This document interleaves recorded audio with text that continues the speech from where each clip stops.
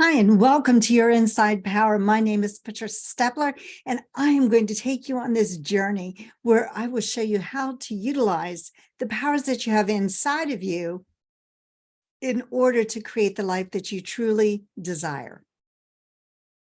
You know, I've mentioned this in previous episodes, but there's a thesis that is written in one of my very favorite books that was written back in the early 1900s. I believe it was 1908, but don't hold me to that. And it was by Wallace D. Wattles. And he says, there's a thinking stuff from which all things are made, and which in its original state permeates and penetrates and fills the inner spaces of the universe. A thought in this substance produces the thing that is imaged by the thought.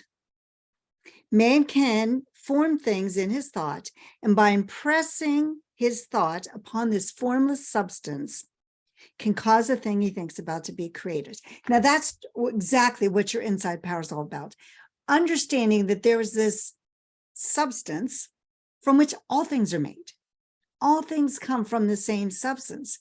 They're just different arrangements of it. And you can place the thought of what you want in this substance. And by holding that image, you can cause the thing that you want to be created. Well, in the early 1900s, there are a lot of books that tell basically the same thing in different ways. That by Wallace D. Wattles is one of them. The one I'm going to be concentrating on the next few weeks is by a lady, and her name is Genevieve Behrend. And in her book called Your Invisible Power, in this book, it's talking about the same thing. It's just in a different manner. But I want you to understand that, as Wattles says, there is this thinking substance that permeates and penetrates through everything in the universe. And a thought held in that substance produces what is imaged by the thought. Now, just to give you a little background on Genevieve, she had been studying Thomas Troward, who was a philosopher or a great mental scientist, as I think is the one title she gives him, who was living in England. And Genevieve's husband died. He left her with money, to have a comfortable living, but not an extravagant life. And so after her husband died, she, I guess, got very involved in Thomas Troward and his teachings. And so she wanted to be a personal student of Troward's, except that Troward didn't have any personal students. He didn't have time for them. But she was persistent because she knew what she wanted. So she utilized her inside power. She utilized the very thing he was teaching, and visioned herself finding the money to, of course, then take a ship across the ocean, because she lived in, I believe, New York. And so she took a ship across the ocean with a friend, and she went to Troward to try to become a student of his. And he said, no, he wasn't taking any students, but she didn't let that no stop her. Like, we shouldn't let no stop us if we really want something. And so eventually he gave her kind of a, we'll say, clues. And if she could figure out these clues and figure out the answer to the questions he was asking, then he would accept her as a student. So she took them very seriously. She knew that she had to get the answers correct, or she would not be able to be a student of Troward's. So she, again, visualized what it is she wanted. She found the people who could help her find the answers to these various questions. She sent the answers off to Troward. He agreed to see her, and she became, as far as she knew, the only personal student of Thomas Troward. So much of what I'm going to share with you is Thomas Troward's. And the reason I'm telling you this information is, if you go and get some of the books of Thomas Troward, you will probably start reading them and put them down and never pick them up again, because they're very difficult to read. Beside the fact that he writes in a style that people just don't write in, today. That makes it difficult, but also the level of awareness is so high in Thomas Trower's information that it's best to start with Genevieve's information and start to really understand what she's saying. Look at some of the other authors, such as Wallace D. Wattles, Napoleon Hill, and really start to understand and open your awareness to what they're saying. And I say these people, not that there aren't people today that you could read also and help your awareness, but they write in a similar style. It's just easier to understand.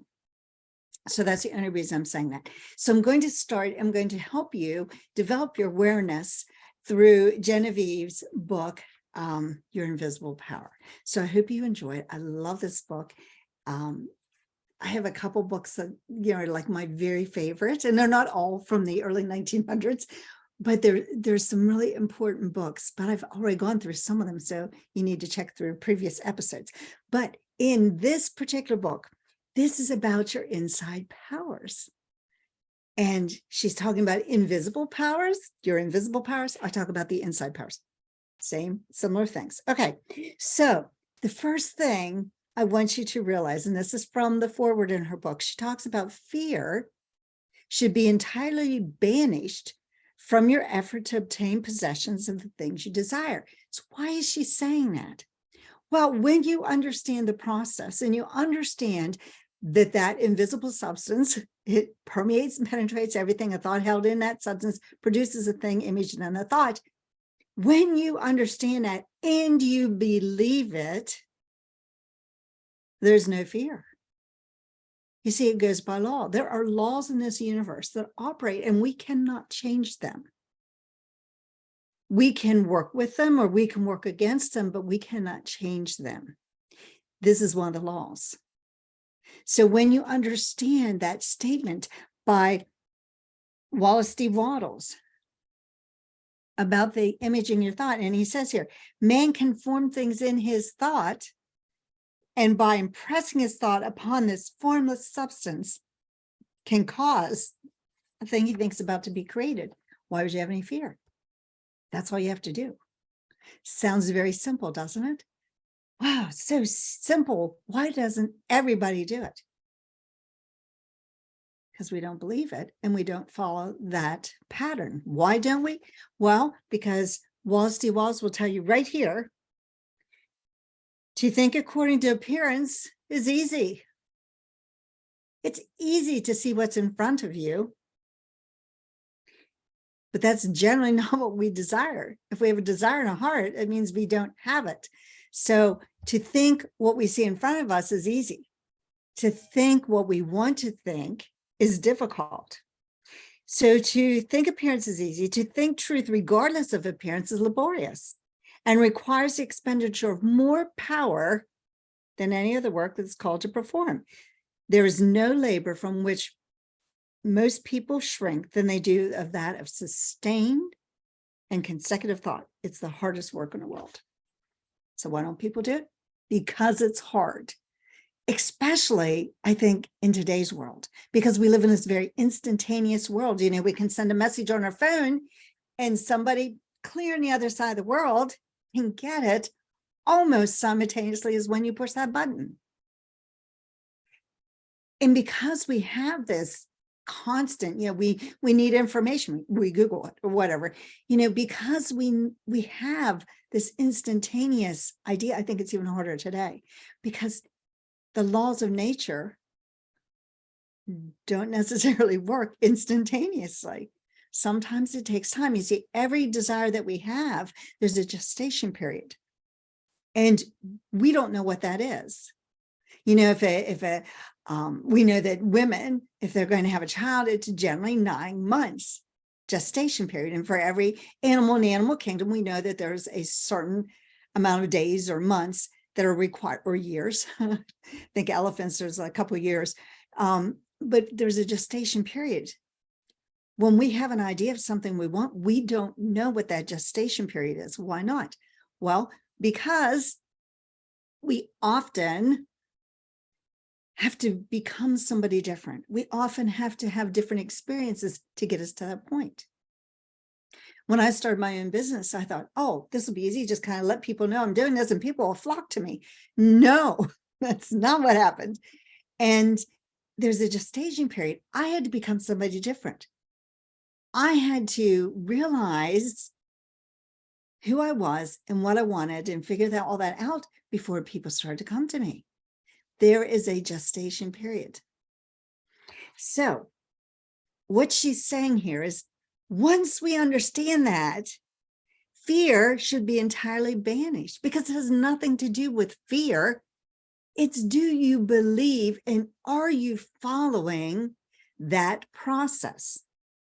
She says here, you will discover that the thing you most and ultimately need is to be your best self. And we often, in order to accomplish the goal that we want, have to become somebody different. We have to have some different experiences. The person we are today, think about this. The person we are today is not the person we need to be in order to accomplish that great desire we have in life. If we were, we'd have it. Does that make sense? So you have a goal or you have a desire, you're here, and that desire is way up here. There's a distance there. You're not on the same vibration. This is why, people that earn $50,000 a year don't think like people who earn $200,000 a year. Their thought process is totally different. Why? Because a person who's $50,000 is here, person who's $200,000 is up here.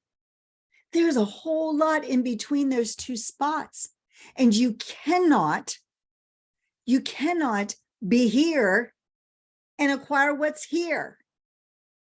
You first have to be here to acquire what's here. Does that make sense? I hope you understand it. You have to be somebody different. You cannot be the person you are today and get that desire. If you think that, you are wishing. And wishes aren't going to get it. You have to become. You have to be somebody different and do something different if you are to obtain that desire. So the joy of living comes from within. And the joy of living, she says here, you should make the effort to obtain the things which you feel will bring you joy. You should make the effort to obtain the things that you feel, and please keep that feel, because emotions are very strong, you feel will bring you joy. How many times have we wanted to do something, but we didn't become that person? And there's always going to be this thing inside of you wondering, what if? You see, I think one of the saddest things in the world is when people go to the grave wondering, what if? Now, maybe a lot of people don't think about it because they've given up far before then. But if you had a dream and desire, what if you'd have just worked hard enough and figured it out so that you could obtain the desire of your heart? There are so many times I could have stopped in my business. And I spent so much money trying to find out the answers. But I had a desire, and I kept digging and digging and digging to find out what it was. Sometimes the answers were inside of me. Sometimes it was the resources I needed from other people. And these people would come into my life at exactly the moment I needed them. How does that happen? How do you get a message? I mean, this has happened to me time and time again. I get a message on LinkedIn or Facebook or in my email, and it was just what I needed at the moment.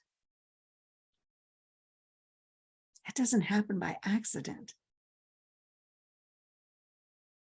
There are laws of nature. You have that idea. I had the idea in my head, permeated and penetrate through the universe. A thought held in that image produces a thing.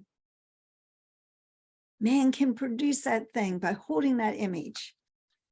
Okay, back to Genevieve. She says, while the laws of the universe cannot be altered, they can be made to work under specific conditions, thereby producing results for individual advancement, which cannot be obtained under the spontaneous working of the law provided by nature. So we have to work with these laws. Now, you can accidentally work with these laws, not realizing what you've done. And that happens all the time. Once I understood this information and understood what Wallace D. Wallace was saying, I could look back in times in my life when things happened and I had just unconsciously, unaware, followed these laws and things happened. But I couldn't make it repeat over and over again because I did not understand what I had done. And that's what happens to a lot of people. They have success, they have something that they accomplish, but they can't repeat it because they don't know what they did. So I want you to be aware of what you did and how to continue to do it. So she says, realize that your mind is a center through and in which all power there is in operation. Listen again. Realize that your mind is a center through and in which all power there is in operation. Simply waiting to be given direction in one and only way through which it can take specific action. See, it's waiting. Your mind, all this is waiting for you. It's waiting for you to put your desire into it so it can move in your behalf. The picture you think, feel, and see. I can't emphasize feel enough. The picture you think, feel, and see is reflected in the universal mind. And by the natural law of reciprocal action, must return to you in either spiritual or physical form. Knowledge of this law of reciprocal action between the individual and the universal mind opens to you free access to all you may wish to possess and to be. You put your idea out there. You hold on to it. Now, here's what happens. Some of you may be saying, well, I've done that. Nothing happens. That's true. You know why? Because on Monday, you wanted this. On Tuesday, you wanted that. On Wednesday, you change your mind and chose something different. On Thursday, it was something different. You change your mind all the time. You have confused the universal mind. The universal mind doesn't know what you want. You have to form it. Now, that doesn't mean that you have an idea and you can't expand upon it. I want you to expand upon it. You have an idea, let's just say you want to earn $100,000. Maybe you're earning 25 now. That's a big jump. And so you put that idea out there. Well, I want to earn $100,000. And then you change it to 50 because you lose faith in that. And then pretty soon you're back to, 25 is all I can get. That's what happens to some people. What I want you to do is when you pick an idea, I want to earn $100,000, then let's expand upon what am I going to do with it? When I earn that $100,000, I'm going to plan a trip to Hawaii. And this is what's going to look like. And I might take so-and-so people with me. Or maybe you'll go by yourself. And when you're in Hawaii, I'm going to do this, I'm going to do that, I'm going to do this and that. And you keep expanding upon it. I'm going to fly first class. I'm not going to give them commercial. And you just keep adding and adding to your trip.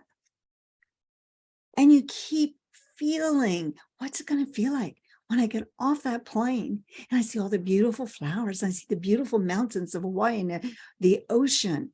What's it going to feel like? What are you going to do? Keep building upon it.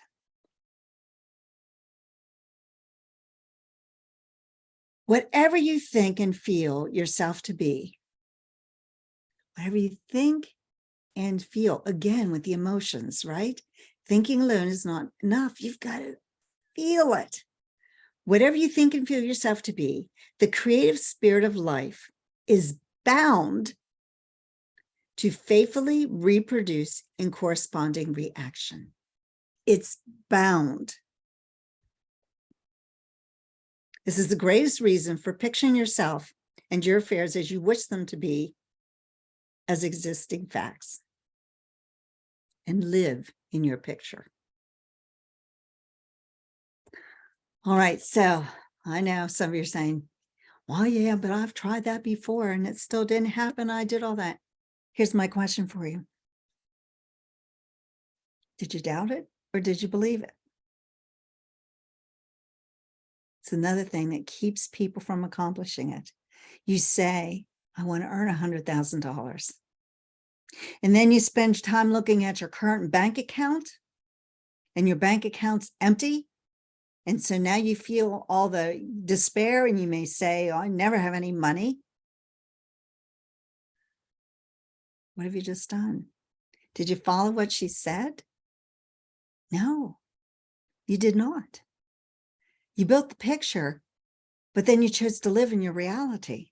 What she's saying, and this is just the forward, what she's saying here is you have to build the picture. Listen again, whatever you think and feel yourself to be, creative spirit of life is bound to faithfully reproduce in corresponding reaction. This is a great reason for picturing yourself and your affairs as you wish them to be as existing fact and live in your picture. If you're living in your empty bank account, are you living with the thought of $100,000 going to Hawaii? And that's why so few people do it, because it's not easy to live in a life that you do not see in front of you.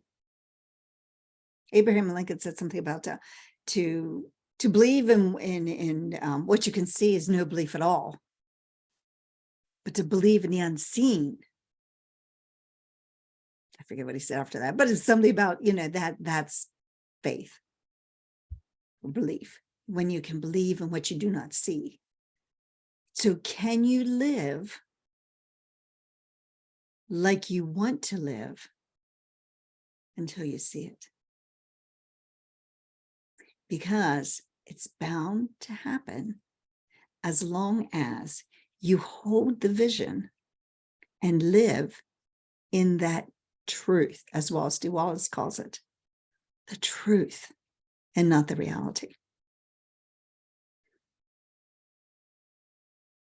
Can you see why it's so important to learn and understand these laws and understand how important your inside power is to you?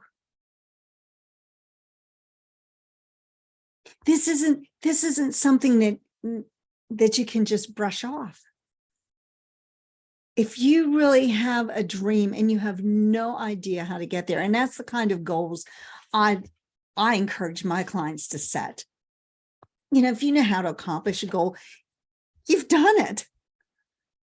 If you know how to do it, that's not a goal that inspires you. It's when you have something you really don't know how to do or how to accomplish. Just like Genevieve, when she wanted to go to England to study with Thomas Troward, she didn't have the money for the passage. Oh, she may have had the money, but she couldn't waste it because her husband was no longer living. And so she knew while she could have a fairly comfortable living, she couldn't have an extravagant living. She had to figure it out for herself. So she visioned herself finding the money, and she did. And then she visioned herself being a student of Thomas Troward, a man who did not take private students. He did not have time. He was a busy man, and he did lectures and talks and things, did not have time for students. But it's what she wanted. And she was persistent, and she saw it. And because it's what she wanted, and she held that image in her mind, it had to happen. Had to happen. What are you going to think of? So what I want you to do is, for the next few days, think about what it is you really want. Maybe it's that dream or goal that you stuck in a box and put it on a shelf in a closet, and this is figuratively speaking, right? So you shoved it, thinking, oh, what a pipe dream. Get it out, brush it off, plan it, figure out how you're going to do it. Start thinking about it. Hold the picture in your mind. Start seeing yourself already there. See how it feels. What's it look like? What's it sound like? How's it feel when you've accomplished it? And then go and do it. Can you hold that vision? Can you plan it in your mind and make that dream a reality? If you can, you have the inside power to do whatever it is that you want. So I'd love for you to connect with me on Facebook. It's Patty Rohrbeck Stepler. You'll find me there, or on LinkedIn, it's Patricia Stepler. So please go and connect. My business is called Your Dream Power. It's on both LinkedIn and Facebook. I'd love for you to connect and message me about how you can hold this image in your mind and accomplish the good that you desire. If you want some more help, I also have a Facebook group, and I've got some lessons in there that you can work on also. Until then, I want you to be the magic in your own dreams.